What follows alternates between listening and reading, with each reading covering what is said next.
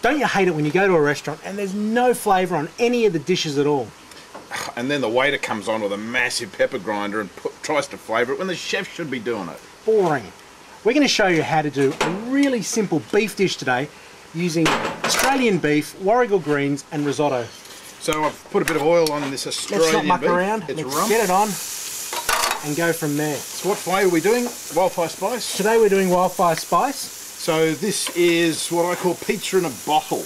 And well, what do you think about putting the flavour on early or marinating or using it as a dry rub? I tend to prefer putting my spices on quite late.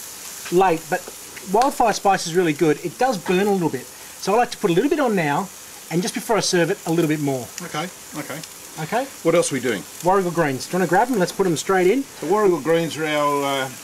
you can use English spinach if you can't get warrigal greens, but this is now being found all over the world, in Paris and Indonesia. And we're going to straight in. Blanch it first. It's got some boiling water there, slightly salted, and they sit in there for about 3 to 4 minutes, and we'll take it out, saute them in the pan, and finish the dish. I never salt the water before, not for greens. I can understand it for pasta, but not for greens. You're going just a little bit of salt. And what are we going to finish this off with? How about some, what do we got here? Paperbuck smoke oil? Yep. So let's get that into a pan while this is going. On the steak, let's turn around, give a bit of colour. So we'll just turn it around 180 degrees, and that's what's called trellising, and that's what those beautiful grill marks are in the middle. Hatch pattern. I thought that was painted onto the brush. No, mate. Oh, okay. So now the warrigal greens are nearly done. The steak's looking great. So they do need to boil, and the reason is that the warrigal greens have a natural soapy compound, or what they call a saponin. And if you eat it raw, it'll attack the back of your throat. The other reason for boiling it is to get rid of calcium oxalate crystals. Dissolve in the hot water, ready to go. So is that the same as English spinach? Well, you can use it instead of English spinach, but it's like the spinach stalks. Okay. They've got plenty of stalks. So do we have to do this if we do English spinach? English spinach, you can just wilt it in the pan if you want. Now, how long is this going to take? Well, I like my meat medium rare, so 4 minutes, 5 minutes. Okay. But if you want your steaks more well done, 10 to 12. And more spice? A little bit more spice now. Always like that, a little bit more spice. Okay. The warrigal greens are done now, so we'll just strain all the water off them.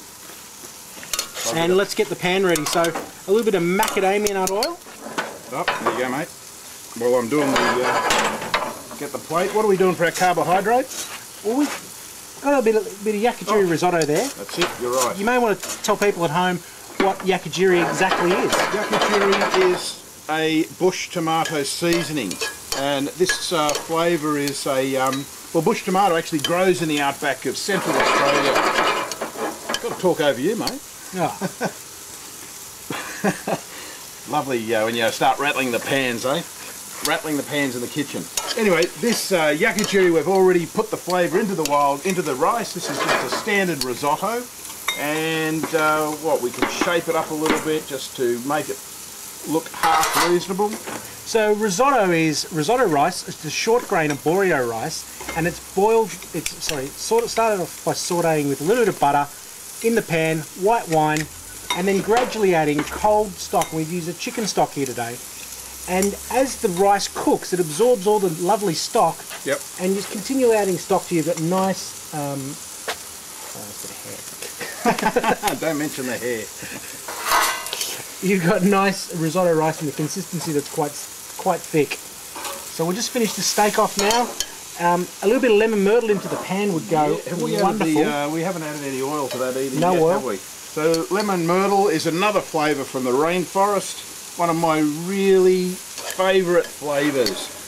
Lemon, lime and lemongrass. How's that? It's great. Now, lemon myrtle is high in essential oils, so you can't use it too early on in the cooking cycle. It's used always towards the end. So that's added now. It's ready to use. And a little bit of paperbuck smoke oil. That's what he's trying to say.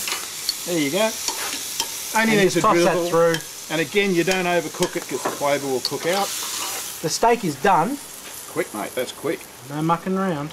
Now, it is important how you cut the steak, and always you want to be cutting it across the grain. So even on the plate, when you're actually trimming your steak ready to eat, to get a piece on your fork, cut it across the grain, you'll find the shorter fibres will be easier to chew.